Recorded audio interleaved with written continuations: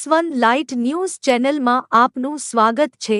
હવે જોઈએ આજના મુખ્ય સમાચાર।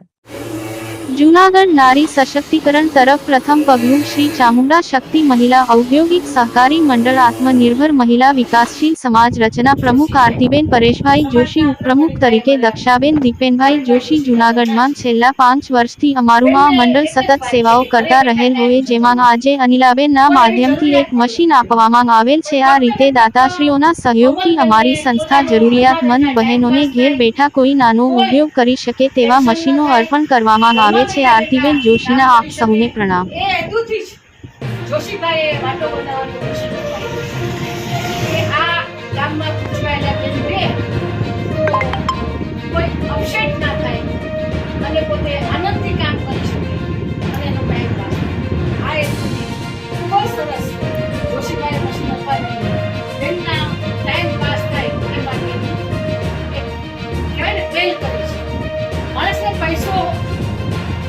જોવા માટે, કમાવા માટે એ અગત્યનું નથી, પણ અત્યારે માણસો પાસે પોતાનો ટાઈમ પાસ કરવા માટે સમય નથી અને ખોટા વિચારો, ખોટી વાતો અને ડિપ્રેશનમાં આવી જાય।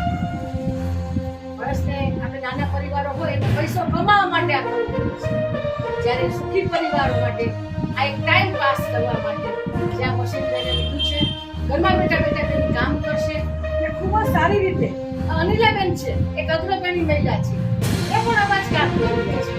તો કોમલબેનને મારા